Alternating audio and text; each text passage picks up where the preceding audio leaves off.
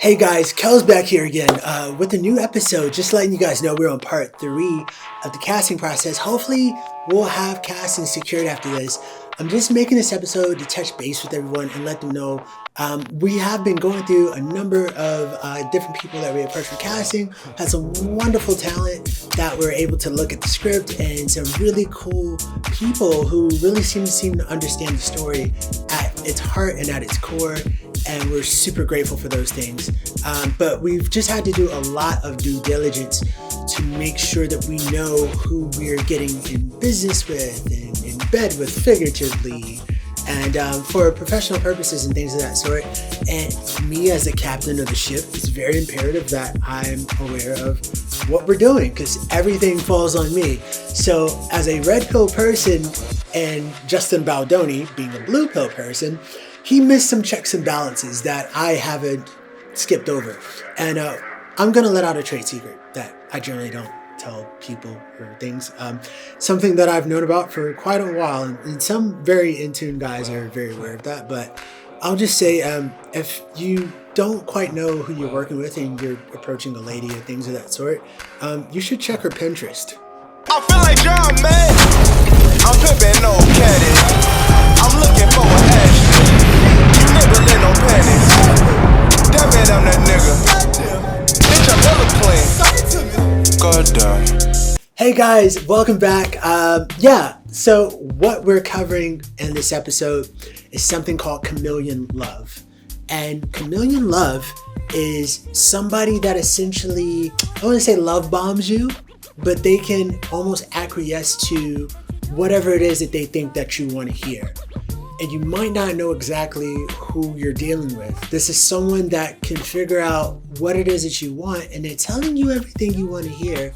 But at the same time, you're kind of like, I don't know if that person is presenting or if they're actually, that's who they are. Because obviously when this is your first time chatting with somebody, you're putting your best foot forward. You're putting who you want that person to think you are. So it becomes a bit skeptical to a certain degree. So there's extra checks and balances that have to be done just so that the guy is protected in a situation. So he's not inviting the wrong person onto a project and it jeopardizes the situation for multiple people, multiple parties involved. And so for me as a leader, it's something that I gotta do, I gotta fall back on.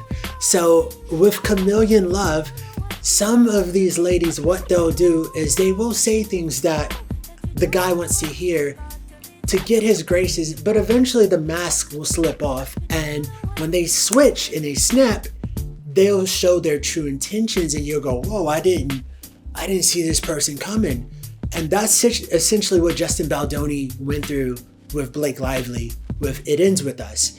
And I can't afford that. And the other people involved can't afford it. And so it's really important that we are very careful with whoever we bring onto our production. And so we're just looking for ideally someone that's genuine. And so back to what I said with Pinterest. Pinterest is one of those things where it can be very revealing about where a person's head is at, their mindset, the things that they're aspiring to. And it might be just them trying to hype themselves up too, but they'll be doing shit like this. Success and money. You are likable. I recognize myself as exceptional. You are attractive. I am confident. You are beautiful. This is somebody, it's kind of funny, but it's like this affirmations thing and someone trying to hype themselves up, but you'll see a lot of me, I, myself, my goals. It's a lot of me, I. Oh, and of course, we're going to travel. So those are her requirements. Me, and me. And very few of like, let me show how I can work with other people or, let me manifest having, the right people in my life to cultivate things that matter. It's sort of this thing that men don't have to do because we don't have to hype ourselves up to just go out and work and do things because we have to. But I think because it's ladies trying to imitate a male's sort of approach to career and success, they gotta post all these memes and quotes and things of that sort. And it's just, you can lose focus on the fact that you're figuring out, I would say, short-term skills that are about yourself and about achieving. But once someone gets in business with you and they find out that the objective and ulterior motive is about your own progression, and that you're not thinking about the value you may be bringing to the other person in return, you're thinking about your own schedule, your own things. People get apprehensive and they're going like, I don't know if this is a good thing to work with this person. I just don't know. So it's something to bear in mind. But so Pinterest is a unintentional revealer of where someone's head is at. And I want to not be involved with someone who's social climbing, for career success or things of that sort. Like, I've got a big heart. And I genuinely want to help anybody that comes into my life. But out of the fact that you may be pretty or there's pretty women around, because there's plenty of pretty women, but men aren't looking just for beauty. We want to be respected. We want to know that, like, if we go to distance for you, that we're going to be valued back in return. How do you date a feminist? You don't. That's how you do it. I don't know about y'all boys, but I don't want to be in a relationship with a woman whose sole intent is to make me feel as irrelevant and unnecessary as possible. I don't know, but I like appreciation. You can be in that relationship. That's cool. But that's not for me. I'm all about female empowerment. Right. All day. I know feminism, though. Right. That new feminism is all about saying how we can replace y'all because we don't need men in the world. I have a question for men and women. What is up with all of the pretty women being single? The most gorgeous women, like stunning, body proper, face card on, but they're single. What is it? I really get so confused when I see a beautiful woman with a nice body, with a nice face, and she's by herself. Yeah, I got this one. It's because a lot of y'all think that men just want pretty women. Like, the number one thing, honestly, that a man wants, are you ready for this? Pay attention. It's respect. So for me, respect is way more valuable than me just being like, hey, here's a role and you're beautiful, take it. And because I've given it so easy, the person's just kind of like, thanks. Well, yep, I deserved it because I manifested. And you're like, what? Me, and me. You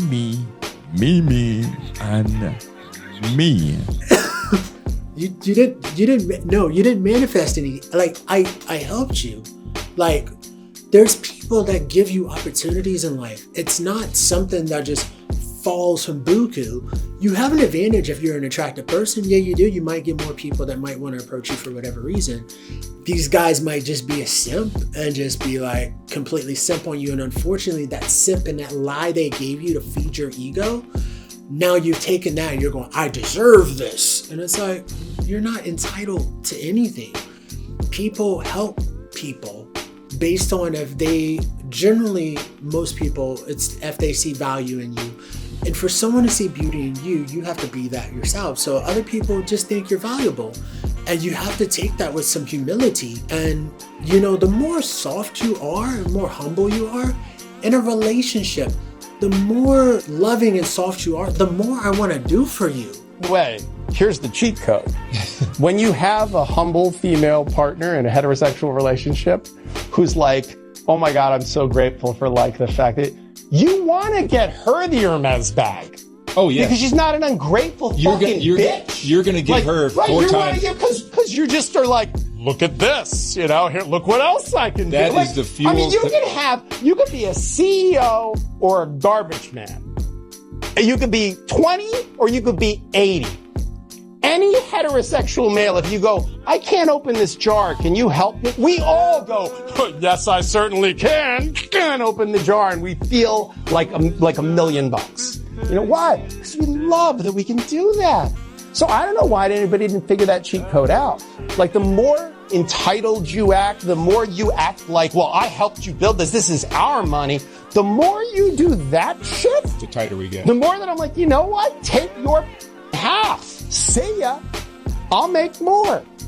full disclosure, there's some women that think that I'm telling the truth about these things to tear women down.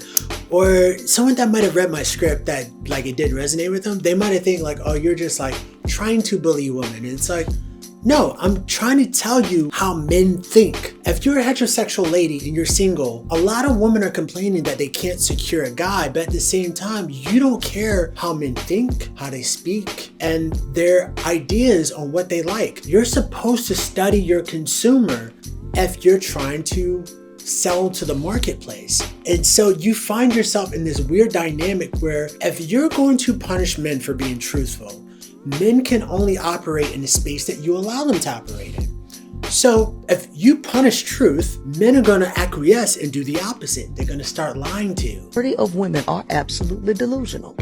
They are. How so? But why? Well, they're delusional because they believe that there's this special man specifically for them. Yes. That will worship the ground that she walk on for eternity and not see any other woman besides her, and not have any sexual desire for another woman outside of her, and give her all of his money and all of his attention to her. And time. Yeah. And she believes that the older she gets, the more opportunity that she's going to. You know why? Because she does not understand men. Let me ask you a question. Okay. Would you learn how to play basketball from a football coach? I guess not. Would you learn how to play basketball from a football coach? No. If you want to learn how to cook, who would you want to teach you? A chef. If you want to learn how to drive a car, who you want to teach you? A driver? If you want to learn how to fly a plane, who gonna teach you? A pilot? How are y'all learning how to be wives? Women don't know what's intrinsically important to a man. I'm aware that I'm not a man and I will never be a man. However, I'm not willing to debate what I'm about to say. So I low-key feel like now that I've healed and I look at relationships differently, men get the short end of the stick because you're not allowed to be sensitive, but how dare you not talk to me about how you feeling? Don't be emotionally constipated, but if you tell me too much how you really feeling, then I don't believe that you're man enough for me. I don't want you to be this superhuman all the time, but you can't take that S off your chest. Do not sit the world down off of your shoulders around me because I'm not willing to pick it up and help shoulder it. Like, you can't have boundaries. You can't have standards. You can't require a woman bring something to the table that you set before she was even in the picture. You're not allowed to have a broken heart. You're not allowed to be afraid of love. You're not allowed to have walls. You're not allowed to be vulnerable. There are so many things that the world will not allow you to do, but they also expect you to do the same thing. You know what I mean? You go throughout your whole entire life with this delusion of like opinion becomes hope. And you have this warped sense of reality that you think things are just manifesting and coming out of fucking nowhere. And it's like, no, that's not reality. Life is built on merit. And that is something that's been so destructive for very beautiful women that this is why there's so many pretty women who are single. You get a lot of men who lie for this reason. And I think pretty girls suffer the most from this situation because men lie to them the most because they feel like they don't want to get struck down from a very beautiful girl and reject it. So men will simp and just tell you everything that you want to hear. And so you can't fault men for you claiming you want honesty, but you create the conditions for men to lie to you, which makes absolutely no sense. So in a situation where you need honesty and authenticity, you end up being thrilled by a guy who can smile and be a charming liar to you because that's fun. It kind of might get your rocks off. But then at the end of it, you're the one who ends up damaged when he doesn't commit and then he's off. So this is what I'm trying to do with this film, with this project, is I'm trying to get people to think about these things. And this is part of my casting process.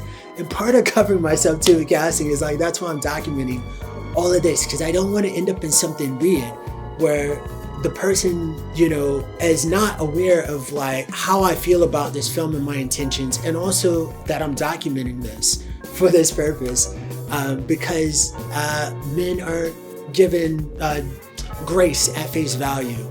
So I'm happy to document all these things. So I just wanted to explain that is a part of what we're dealing with casting that I'm taking the time to go through and make sure I know who I'm inviting on board the ship, because we really want someone with a beautiful heart and someone that's going to value the situation, because we are looking to have a very beautiful film. It's going to be a big deal and a big opportunity for anybody involved.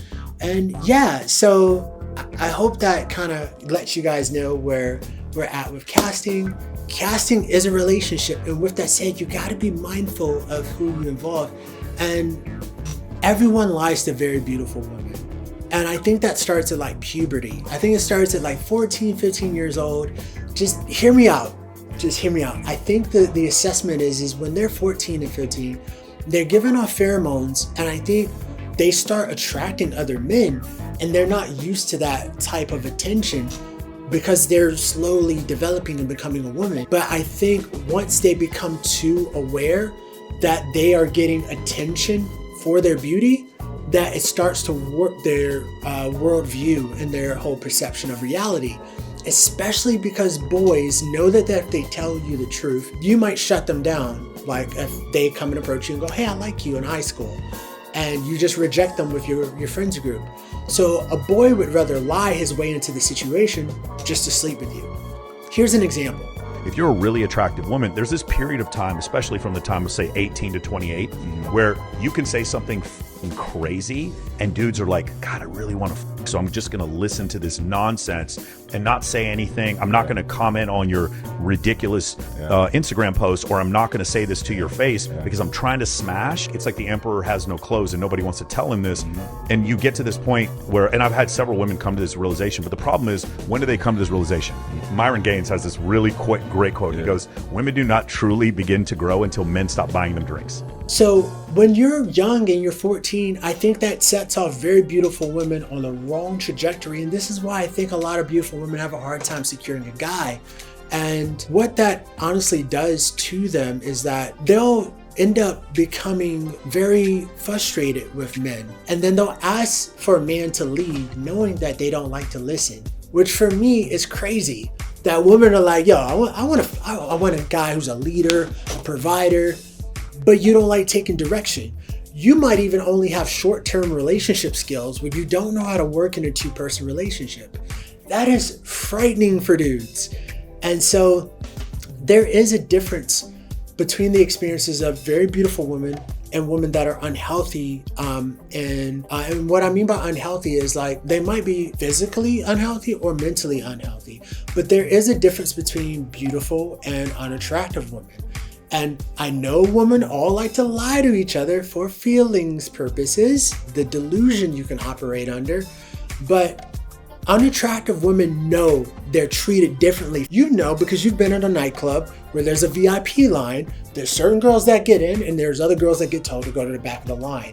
That's not to be mean, but that's the reality, that we're all individual, we're all different. But today, in everyone's DEI, inclusion society, everyone's trying to hang out with everyone right now, especially if you're in the arts community. So you've got unattractive women who are trying to lower down the level of beauty by saying, we're all 10s. And so you're like, be big and be proud. And everyone's like, yeah, be big and proud. And it's BS at the end of the day, because you're all lying to each other. Because if one of you crosses each other or backstabs the other, what's the first thing they'll attack? They'll attack your beauty and they'll attack your purity when two girls have a conflict. They want to destroy the fact that you look innocent. So therefore there's levels to your attractiveness. And I never in society has there been a time where beautiful women and unattractive women were hanging together, who probably wants to throw her off a bridge if no one can find out. So it's this weird dichotomy of a situation that a lot of women today are all not just being lied to by men, but they're being lied to by each other. So in order to really advance yourself as a woman, you have to have a man who's going to tell you the truth. And any woman that comes into my life, I enhance her life in this way. Nobody talks about how good it feels as a woman to have a man that literally takes the weight of the world off of your shoulders. I saw a post that said, I will call my man before I call 911. And when I tell y'all, I literally feel like that. Like, I don't care what the problem is, my man is going to solve it. And if he can't solve it, he going to figure out a way to solve it. I agree with her 100%. I remember I was taking a yoga class at my local gym, and when I came outside, I realized that I had a flat tire. So I called my husband. My husband was like, I'm going to call you an Uber, and I'm going to leave my job right now. I'm going to take care of the car. Just go head home. Like, the quickness in which my husband handles situations to take care of me, I appreciate it so much. I made a video just yesterday about like this woman who was buttering her man's waffle, and I was surprised and disappointed to see that there were some women who were like, I would never do that for a man. I would never do that kind of thing for a man. You've never had a man be good to you. That's all that shows to me. And I actually feel sorry for you that you've never had a man take care of you and provide for you and make sure that you don't have to lift a finger, so much so to the point where you feel like no man deserves to be treated well. Like, girl, don't get me wrong, I jump on this app all the time and talk about raggedy men, but not all of them are raggedy. Some of them are good. My husband taught me how to be a relaxed woman. I had always seen the praying woman, the ambitious woman, the strong woman. But my husband taught me that rest wasn't a recommendation, it was a requirement. And then he would tell me things like, I've got you. And there was something about a man that keeps his word that makes you feel so safe and so secure, and it allows you to flourish in your femininity. You can't grow in survival and softness at the same time. One is going to dominate the other. So he allowed me to push my survival mode to the side, and he allowed my softness to come to the surface. It was in our marriage that he taught me, in this marriage you never have to fight. There's no competition. We are one. A couple years ago, my husband told me that I was a bare minimum wife and mother. This obviously upset me. I felt like I was doing everything. I was raised by a mother who contracted out raising us, worked full-time, and our coaches, teachers, the heavy lifting of raising us. So as a stay-at-home mom who makes home-cooked meals every night with her children from sun up to sundown, eyes open to eyes closed every single day, what do you mean I'm bare minimum? So I took this very personally because he didn't really elaborate. Started doing all this extra stuff like making butter, making pasta from scratch, doing all this extra stuff. Now I'm in his face like, who's bare minimum now? Who's bare minimum me? It was still me. I was still bare minimum because it wasn't my culinary skills that he was talking about. He wasn't looking for handmade pasta. He was looking for a wife and a mother who did her job and did it without an attitude. Saw her children as a blessing rather than a burden. Brought peace and comfort and light to the home. But I was so angry with his honesty that instead of taking a second to consider that maybe I was bare minimum, sis, you can do all the work in the world, but if your attitude is stinking up your home, it's gonna be your legacy. That's gonna be all that's remembered. And most of the time, the problem is we just need to slow down. Now, this is something that I'm still working on, still working through. And recently, it was something that I needed to be reminded of. Cooking, cleaning, feeding your family is the easy part. But what attitude you do it with is going to be what's remembered. Working way too hard, don't tarnish your legacy. 30 years from now, your children and your husband won't look back and remember that delicious butter. They'll remember overstimulated, touched out mother who screamed the whole time she made the butter. Turned her back on her husband at the end of the night because she was so tired. So yeah, therefore, if you deal with me in any type of way, as a guy, I'm going to be authentic with you. And for those who value that, I'm super grateful. And I do know quite a few ladies who I've met and that I've calmed them down. Like, I've changed their life to not be so anxious and not be so ambitious, to know that to understand that there's other things that matter in life. You still can achieve those things, but it should not be your driving factor because of you being motivated by insecurity and things that you're trying to fulfill within yourself. A lot of this is like also with ladies and cats and dogs. There's some of them that get pets because they're trying to fulfill their biological natural imperative to actually probably have had a kid at that point. And instead they get a dog or a mutt to kind of fill in that space, or a cat. And really you have gifts to you that you might be trying to avoid. And it is very hard for men to counteract bad advice on the internet, like from any of these female podcasters like this. Here's the one thing women need to do to get a man to fall in love with you. Just be around. It's the proximity theory. If a man sees you enough times, he's going to fall in love with you. Where does he get his coffee? Where does he go to the gym? Where does he work? And then you have to be at those places. Men are visual creatures. You always have to be in front of them. It's like golf. It's not actually fun. It's just everywhere. Oh, it's like how I met Dan. I found out he was sober, so I went to all of his AA meetings and got commitments, followed him around for 9 months. When he confronted me in the street, I maced him in the face and I screamed. I made him think like he was following me. Smart. Now he's obsessed. Like I gaslit him into being obsessed with me. I saw this cute guy at CVS and I followed him to the pharmacy and then I waited for him to get his prescription, saw the doctor that prescribed him that medication, made an appointment with that doctor, was diagnosed as bipolar, and now I'm on lithium. And then started dating? No, he actually turned out to be gay. I was never giving my 20s to a man because I know the sacrifice that comes if you're an ambitious woman that wants a family. And I said, 20s, you can't have that. But 30s onwards, you can. Because by then, I know myself, met me, and you either accept me as I am or you hit the door. Oh, and of course, we're going to travel. So those are her requirements. Me, and me. What does giving your 20s to a man mean? It means wrapping your whole identity around them before you know who you truly are. And they say your frontal lobe is still developing. How sure can you be about yourself?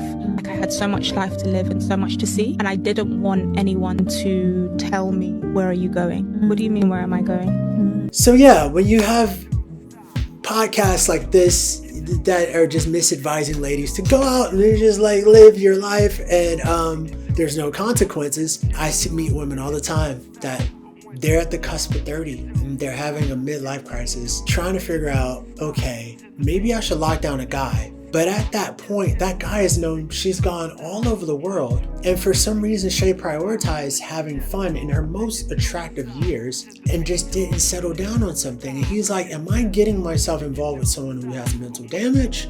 Or they're chasing something that they've delayed? So let me tell you something about a woman. We as men, when we meet you, we can smell low self-esteem. Woo! Smell it. He said low self-esteem has a smell to it. I said, I've never heard that. He said it has a smell, it has a look. I don't care how provocative you're dressed. I don't care how sophisticated you think you're looking. Low self-esteem has a smell, and let me tell you why. Because it's not the outer, it's the inner. So if the inner don't get healed, I don't care how you dress, I don't care how many BBLs you get, I don't care how many times you lay on the table and get the waist snatched and all that. If low self-esteem is there and you're not dealing with the reality of really who you are and allowing God to heal you so that you can walk in self-love, you're still going to keep projecting the same type of me. Like they've kind of not been able to lock down anyone. Sometimes this advice is not even just coming from podcasters, it's coming from someone's auntie, it's coming from someone's own mom. Their mom will be like, don't get married, honey, go out and live your life and party. I didn't get a chance to party. And it's like, bro, what are you can do whatever you want. And I know people don't like being judged, but doing whatever you want doesn't absolve you of consequence. And I'm just only suggesting things that might be in your own best interest to not, waste your time. But with that puberty talk that I was just speaking about, just to quickly note, in the Middle East, this is why the hijab is a very important thing for their culture, because they don't want to expose a woman to that type of attention because it can mentally F you up. So the next time you call somebody from the Middle East subjugated for wearing a headscarf or a hijab, and at the same time your country is not bombing the Vatican to go free nuns from the Vatican, and the nuns cover their heads as well, and you don't think about that, maybe because world history is kind of an afterthought for you. You might feel cultured, just traveling, but are you really learning anything? Are you going into the muck of a country and getting food from the ground, getting anything real? Are you really touching the people? Are you just there on a brief few-day vacation and it's just a pit stop for you? What are you actually learning? So this is why it's good to have a perceptive person and an intelligent man to be able to tell you these things, to help you think about your approach to life that can enhance it and make it better. And so you know how to value and work with each other. So anyhow, that's it for this episode. And I hope that gives you a bit of an update on where we're at with the whole things. And we're trying to avoid chameleons And not them saying that we have any. We have to just do our research, and hopefully we'll end up with the right person for this, because it's such a big deal to me. The film is a big deal to me. It might not be a big deal to whoever's getting the part. It might be just a gig and an opportunity. But I can't, and I don't want to blow it, and I don't want to ruin the message of the film, and I don't want to have the wrong parties involved, in the project. I want the right person who really gets it and understands me. So maybe whoever's watching this that's in the running for it, maybe I'm giving you tips on how to feed me back, my answers about how I want things to go. But I just want someone genuine involved in it, and because the film is going to change your life and change a lot of people's lives, and so we want to bear that in mind. So yeah, much love to you guys, and Kel's out. Peace.